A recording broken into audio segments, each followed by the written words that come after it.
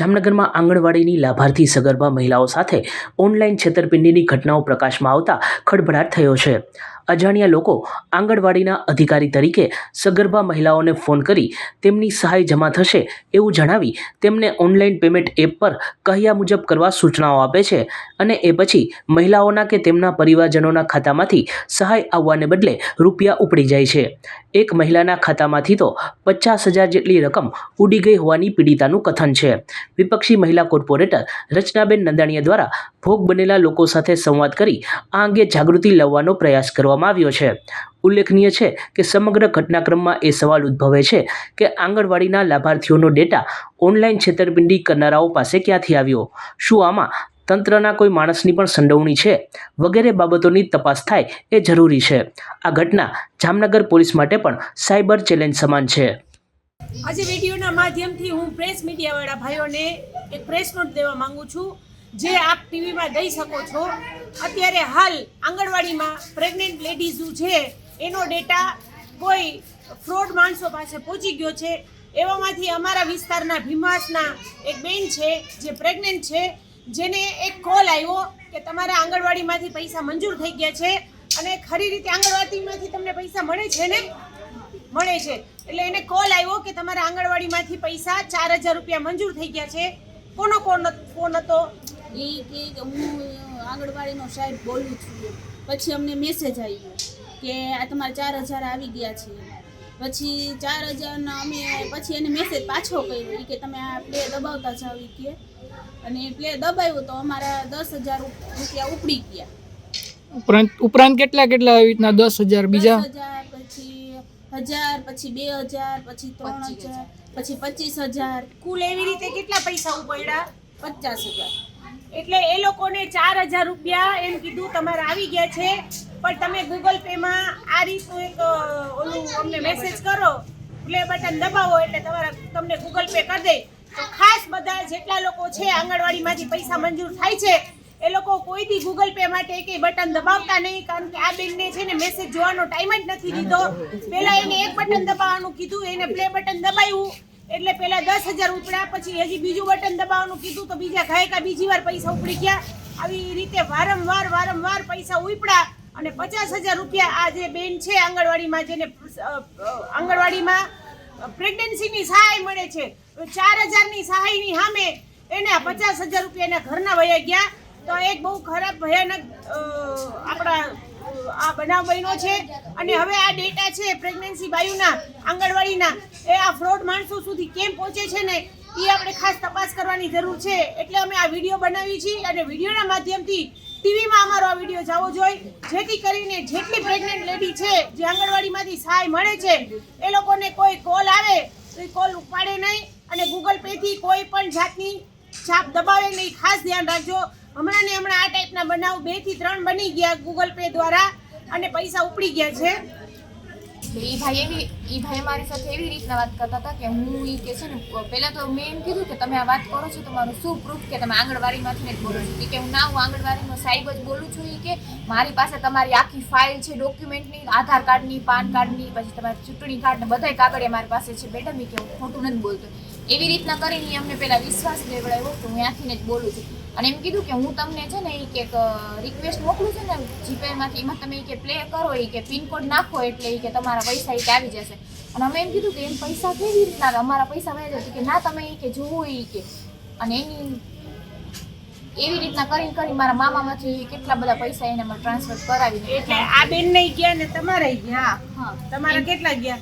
મારા 4,598 રૂપિયા ગયા. તમારા 4,000 રૂપિયા ગયા. અને એ મેં કીધું કે તમારા ઘરમાં બીજા કોઈ જીપે વાપરતા હોય તો એને તમે નંબર આપો. મીડિયાના માધ્યમથી કહેવા માંગી છીએ કે પબ્લિક બધા જાગી જાજો. તમને આંગણવાડીના નામે ફોન આવશે, આંગણવાડીના ડેટા આ લોકો પાસે વયા ગયા છે. હવે કોને મોકલા છે એ ખબર નથી. એટલે આંગણવાડીમાં નામથી પ્રેગ્નન્સી બાયુને ફોન આવે છે અને જે પ્રેગ્નન્ટ બાયુને આંગણવાડીમાંથી ફંડ મળવાનો હોય છે ને એ ફંડના નામે ફોન કરી અને આ લોકો પાસે અમુક બટન દબાવડાવી અને ફોન કરાવડાવી અને ટોટલી આ લોકોના ખાતામાંથી પૈસા લઈ લે છે. આ અમે વિડીયોના માધ્યમથી પ્રેસ મીડિયામાં આ વિડીયો પ્રેસ મીડિયાવાળાઓને આપીએ છીએ, જેથી કરીને એ આગળ પબ્લિકને પ્રેસ નોટ તરીકે અને ટીવીમાં આપો, જેથી અન્ય બીજી પ્રેગ્નન્ટ બાયુ આંગણવાડીમાં જે સહાય લે છે એની હારે આ ટાઈપના બનાવ ન બને ને એના માટે થઈ અને આજે અમે આ વિડીયો બનાવી અને આપની સમક્ષ રજૂ કરી છે. તો તમામ પ્રેસ મીડિયાવાળા ભાઈઓ અમારી આ સ્ટોરી લેવા વિનંતી. મારું નામ કાંતિભાઈ છે. મને કોલ આવ્યો હતો ગૂગલ આરોગ્ય કેન્દ્રમાંથી અને એમ કીધું કે તમારા 4,598 રૂપિયા ગૂગલ કરવાનું છે. આરોગ્ય કેન્દ્રમાંથી બોલું છું હું, આરોગ્ય કેન્દ્ર અધિકારી છું. તો મેં કીધું કે પણ મને ગૂગલ આવડતું નથી, તો કે હું શીખડાવું છું, તમે એવી રીતના કરજો. પછી એને મને કીધું કે તમે ગૂગલ ખોલો, એમાં હું તમને કહું ને એ રીતના જાજો. પછી એને મને સેટિંગમાં જવાનું કીધું, હિસ્ટ્રીમાંથી ઓકે કરવાનું. પછી એ લોકો સામેથી મોકલે છે પૈસા લખીને પેમેન્ટ, પછી કે પે કરજો. પે કરીને એટલે એનામાં ઓકે થઈ જાય. એવી રીતના પાછો બીજો મેસેજ આવ્યો. એવી રીતના વારંવાર મેસેજ મોકલીએ છે અને ઓકે કરીને પછી આપણે એમ કહીએ કે તમારા ખાતામાં આટલા પૈસા જમા થયા. અને પછી આપણે એમ કહીએ તમે ગૂગલ પે ચાલુ જ રાખજો, બંધ ના કરતા. ગૂગલ પે ચાલુ રાખીને અને પછી મેસેજ 2-3 ઉપર આવે ને આપણે ઓકે દઈને તો એનામાં બધા પૈસા આપણે બેલેન્સ હોય હેલી જાય છે. એટલે બધાને કહેવાનું એ છે કે આ ધ્યાન રાખજો, તમારા પૈસા જાય નહીં. આજે તમારા કેટલા વયા ગયા? અમારો 45,000. આજે એ લોકોના 45,000 વયા ગયા અને સાયબરમાં કમ્પ્લેન પણ કરી છે. અમારો વિડીયો બનાવવાનું માધ્યમ એ છે કે જે લોકો અત્યારે સહાય લે છે આંગણવાડીમાંથી એ લોકો ખાસ જાગૃત થઈ જાય અને એ લોકો આના ટાર્ગેટ ના બને. એટલા માટે અમે વિડીયોના માધ્યમથી આજે પ્રેસ મીડિયાને અમે અમારો વિડીયો આ દેવા માંગીએ છીએ. અમારો પ્રેસ નોટ તરીકે અને આ ટીવીમાં આગળ જે પ્રેગ્નન્ટ લેડીઓ જેને સહાય મળે છે એની માટે ખાસ આ વિડીયો બધા લેડીઝને દેખાડજો, જેથી કરીને આવનારી આખા ગુજરાતની લેડીઝ છે જે લોકોને મળે છે ગૂગલ પેથી જે લોકોને સહાય મળે છે પણ ગૂગલ પેથી નથી મળતી, જેને આંગણવાડીમાંથી સહાય મળે છે ગૂગલ પેથી સહાય ન લે, એવા સાવચેત કરવા માટે અમે આ વિડીયો બનાવ્યો છે.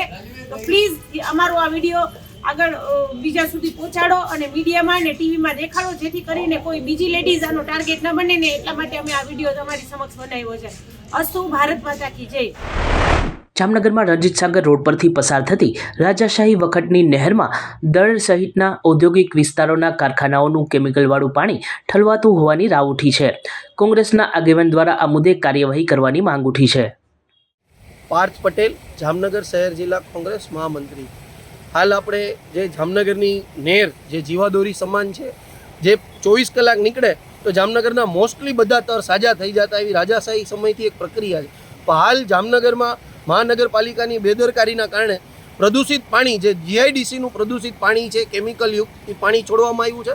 એ પાણીના કારણે આજુબાજુના બધાના તર ખરાબ થઈ રહ્યા છે અને પ્રદૂષિત થઈ રહ્યા છે. એટલે અમારી માંગ છે કે આ વહેલામાં વહેલી તકે આ પાણી બંધ કરવામાં આવે. આ પાણીના કારણે થોડા દિવસ પહેલાં જ આપણે પ્રશ્ન બન્યો હતો કે તળાવની પારમાં કાચબા અને માછલીના મૃત્યુ થયા છે. એનું એકમાત્ર કારણ હોય તો આ પ્રદૂષિત પાણી છે.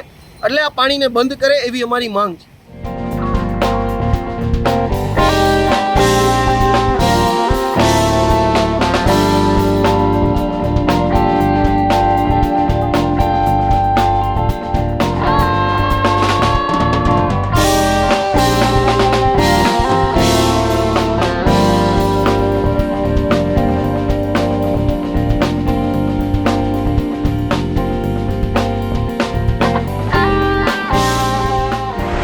જામનગર જિલ્લાના કાલાવડ ટાઉન તથા ગ્રામ્ય પોલીસ સ્ટેશનમાં વિવિધ ગુનાઓ અંતર્ગત ઝડપાયેલ કુલ રૂપિયા 17 લાખ કિંમતના શરાબના જથ્થાનો નાશ કરવામાં આવ્યો હતો. ઉચ્ચ અધિકારીઓની ઉપસ્થિતિમાં શરાબના જથ્થા પર બુલડોઝર ફેરવી દેવામાં આવ્યું હતું. સચોટ સમાચારો સૌથી ઝડપી મેળવવા માટે અમારી ચેનલને સબસ્ક્રાઇબ કરો.